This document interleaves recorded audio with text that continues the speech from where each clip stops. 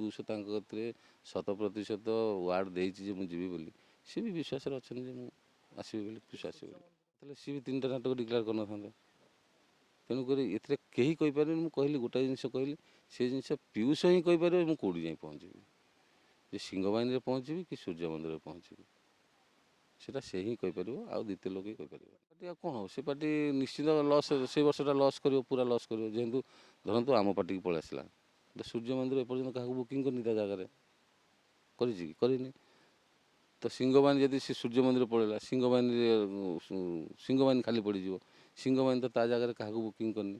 ଯଦି ବି ସିଂହବାହିନୀ କାହାକୁ ବୁକିଂ କରି 11th ଆୱାରରେ ସେ କାହାକୁ ପାଇବ, ତା ସେଇ ଜାଗାଟା ପୂରଣ କରିବାକୁ ହେଲେ ସେଇଭଳି ଆର୍ଟିଷ୍ଟ ଦରକାର, ଯାହାକୁ ନେଇ ପାର୍ଟି ଚାଲିବ। ବାବୁ ବି ସେଇ ଜିନିଷ ଫେଡ଼ଅପ୍ ସବୁଦିନେ ପ୍ରାୟ ମୁଁ ଭାବୁଛି ପ୍ରାୟ ସେ ଭୁବନେଶ୍ୱର ହେଇକି ସେ ପିୟୁଷ ମାନେ କେସ୍ରେ ମାନେ ସିଏ ବି ଅତିଷ୍ଠ ହେଇଗଲେଣି।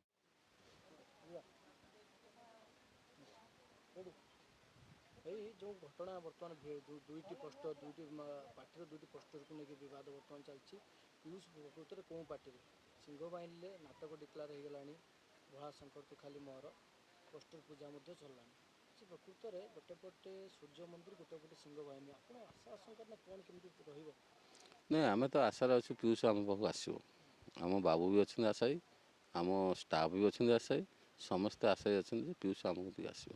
କିନ୍ତୁ ଏ ଯେଉଁ ସୋସିଆଲ ମିଡ଼ିଆରେ ଜିନିଷ ଦେଖିଲା ବେଳକୁ ପୁଣି ମାନେ ସଙ୍କୋଚ ଲାଗୁଛି, କାଳେ ଆସିବନି କି, କାଳେ ଇଏ କରିବନି। ସେଥିପାଇଁ ଆମ ବାବୁ ବହୁତ ବ୍ୟସ୍ତରେ ଅଛନ୍ତି।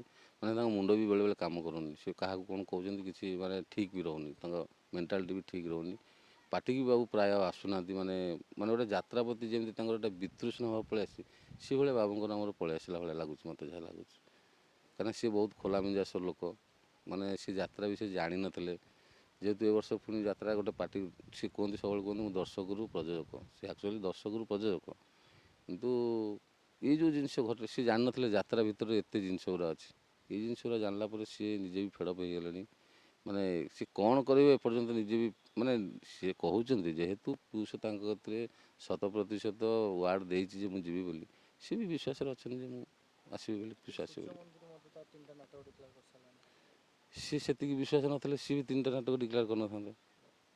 ତେଣୁକରି ଏଥିରେ କେହି କହିପାରିବେନି। ମୁଁ କହିଲି ଗୋଟାଏ ଜିନିଷ କହିଲି, ସେ ଜିନିଷ ପିୟୁଷ ହିଁ କହିପାରିବେ ମୁଁ କେଉଁଠି ଯାଇ ପହଞ୍ଚିବି, ଯେ ସିଂହବାହିନୀରେ ପହଞ୍ଚିବି କି ସୂର୍ଯ୍ୟ ମନ୍ଦିରରେ ପହଞ୍ଚିବି, ସେଟା ସେ ହିଁ କହିପାରିବ, ଆଉ ଦ୍ୱିତୀୟ ଲୋକ ହିଁ କହିପାରିବନି। ସେ ପାର୍ଟି ଆଉ କ'ଣ ହେବ, ସେ ପାର୍ଟି ନିଶ୍ଚିତ ଲସ୍, ସେ ବର୍ଷଟା ଲସ୍ କରିବ, ପୁରା ଲସ୍ କରିବ। ଯେହେତୁ ଧରନ୍ତୁ ଆମ ପାର୍ଟିକି ପଳେଇ ଆସିଲା, ତ ସୂର୍ଯ୍ୟ ମନ୍ଦିର ଏପର୍ଯ୍ୟନ୍ତ କାହାକୁ ବୁକିଂ କରିନି ତା ଜାଗାରେ, କରିଛି କି କରିନି। ତ ସିଂହବାହିନୀ ଯଦି ସେ ସୂର୍ଯ୍ୟ ମନ୍ଦିର ପଳେଇଲା, ସିଂହବାହିନୀ ଖାଲି ପଡ଼ିଯିବ। ସିଂହବାହିନୀ ତ ତା ଜାଗାରେ କାହାକୁ ବୁକିଂ କରିନି। ଯଦି ବି ସିଂହବାହିନୀ କାହାକୁ ବୁକିଂ କରି 11th ଆୱାରରେ ସେ କାହାକୁ ପାଇବ, ତା ସେଇ ଜାଗାଟା ପୂରଣ କରିବାକୁ ହେଲେ ସେଇଭଳି ଆର୍ଟିଷ୍ଟ ଦରକାର, ଯାହାକୁ ନେଇ ପାର୍ଟି ଚାଲିବ। ତ ସିଏ ବି ହଇରାଣ, ସିଂହବାହିନୀ ମାଲିକ ବି ହଇରାଣ ହେଇଯିବେ। ସିଏ ବି ହଇରାଣ ମାନେ ଭଲ ରକମ ହଇରାଣ ହେଇଯିବେ।